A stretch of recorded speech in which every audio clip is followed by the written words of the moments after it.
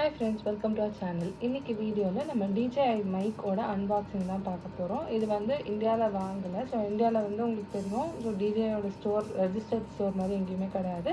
இது வந்து நாங்க ஒரு வியட்நாம்ல இருந்து வாங்கிட்டு வந்தோம். சோ வியட்நாம்ல பாத்தீங்கன்னா DJI Mic ஓட பிரைஸ் வந்து 28,000 வருது. ஸோ இந்தியாவுக்கு வந்து இம்போர்ட் பண்ணி அந்த சார்ஜஸ் எல்லாம் வந்துச்சுன்னா 33,500 கிட்ட வரும். ஸோ இது வந்து வியட்நாமில் வாங்கினதுனால 28,500 அந்த ரேஞ்ச் வந்தது. ஸோ இப்போ நம்ம இந்த பாக்ஸ் அன்பாக்ஸ் பண்ணிவிட்டு என்னென்ன இருக்குது, அதுக்கப்புறம் கனெக்ஷன் அது எல்லாமே பற்றி பார்ப்போம் இந்த வீடியோவில். நம்ம அன்பாக்ஸ் பண்ணலாம்.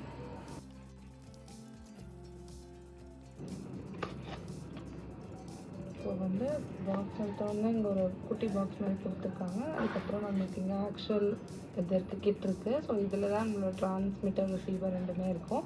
அதுக்கப்புறம் பாக்ஸில் வந்துட்டு என்னென்ன கொடுத்துருக்காங்கன்னா charging case, transmitter receiver, carrying pouch. So அதெல்லாம் இதில் இருக்கும்னு நினைக்கிறேன். நம்ம எடுத்து பார்ப்போம். ஸோ இதுதான் அந்த கேரிங் பவுச். இதுலேயும் பிராண்டிங் இருக்குது DJIன்ட்டு. ஸோ இந்த பவுச் உள்ள என்னென்ன இருக்குன்னு பார்க்கலாம். இது எல்லாமே யூசர் மேனுவல் கைடு அதெல்லாமே இருக்குது. அதுக்கப்புறம் இது வந்து விண்ட் ஸ்க்ரீன்னு சொல்லுவாங்கள்ல, ஸோ அது இருக்குது. இது ரெண்டு கொடுத்துருப்பாங்க. So 2 wind screen. அதுக்கப்புறம் இது வந்து நம்ம கேமரா கூட கனெக்ட் பண்ணுறதுக்கு இது வந்து சார்ஜிங் கேபிள். அதுக்கப்புறம் கிளிப் மேக்னெட் இருக்கணும், அது பாக்ஸ் உள்ளே இருக்கும்னு நினைக்கிறேன். ஸோ இந்த பவுச்சில் பார்த்தீங்கன்னா நமக்கு வந்து 2 டிவிஷன் மாதிரி கொடுத்துருக்காங்க. ஸோ நீங்கள் இந்த ஆக்சசரிஸ் எல்லாம் தனியாக ஒரு சைடு வச்சுட்டு அதுக்கப்புறம் பாக்ஸ் வந்து ஒரு சைடில் வச்சுக்கலாம். ஸோ அந்த 2 டிவிஷன் இருக்கும் உங்களுக்கு. ஸோ இப்போ வந்து நம்ம இந்த பாக்ஸ் ஓப்பன் பண்ணிக்கலாம். இது பார்த்தீங்கன்னா இங்கேயும் DJIயோட பிராண்டிங் இருக்குது. அதுக்கப்புறம் இங்கே சில இன்ஸ்ட்ரக்ஷன்ஸ் எல்லாம் எழுதியிருக்காங்க பின்னாடி. இங்கே பார்த்தீங்கன்னா அவங்களோட பிராண்டிங் இருக்குது. ஸோ இப்போ நம்ம ஓப்பன் பண்ணலாம். ஸோ பார்த்தீங்கன்னா இப்படி தான் இருக்குது டிவைஸ் உள்ள.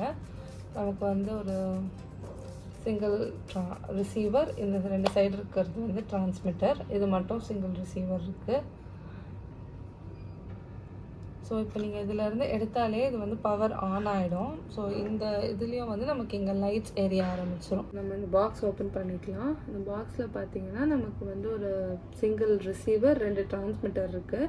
ஸோ இந்த ரிசீவரில் வந்து உங்களுக்கு இப்போ டைம் சார்ஜிங் காட்டும். ஸோ இந்த பாக்ஸோட டோட்டல் சார்ஜ் டைம் வந்து 15 hours. ஸோ அதுதான் வந்து இங்கே நம்மளுக்கு காட்டுது. இப்போ பேலன்ஸாக இந்த 2 இதுவும் வந்து சார்ஜ் பண்ணுறதுக்கு 15 hours இருக்குது அப்படின்ட்டு.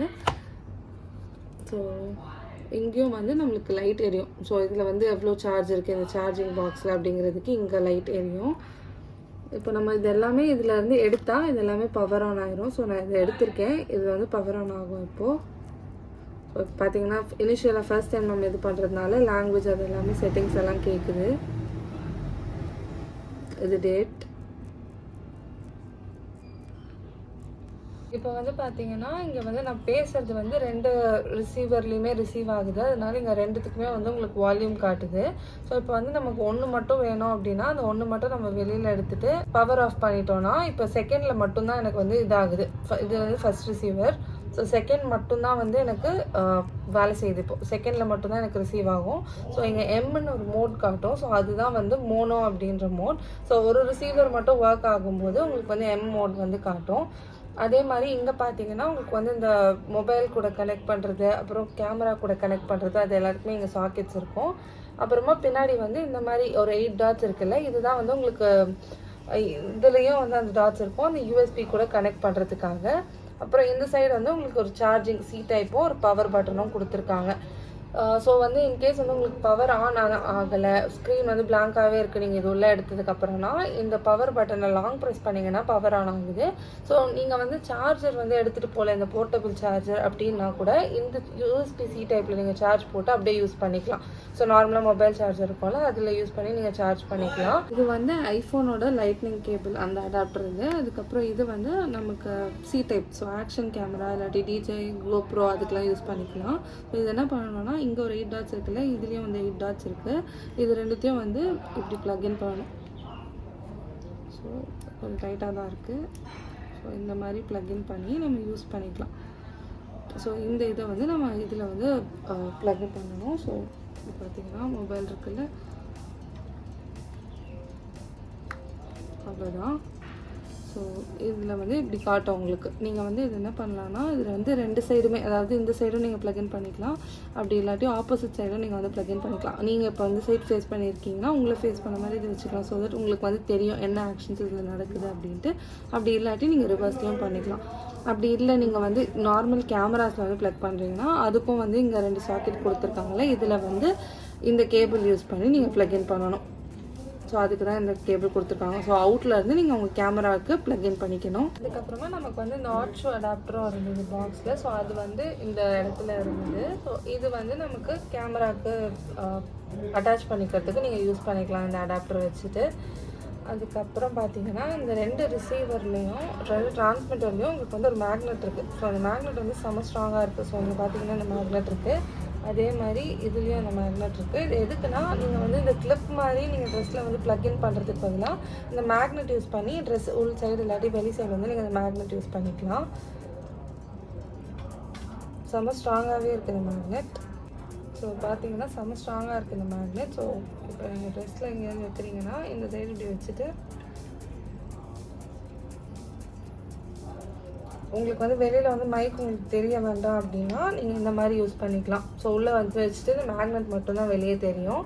அப்படி இல்லாட்டி நீங்கள் வந்து இந்த மேக்னெட்டையும் இதையும் வெளி சைடாக நீங்கள் ப்ளக்இன் பண்ணிக்கலாம்.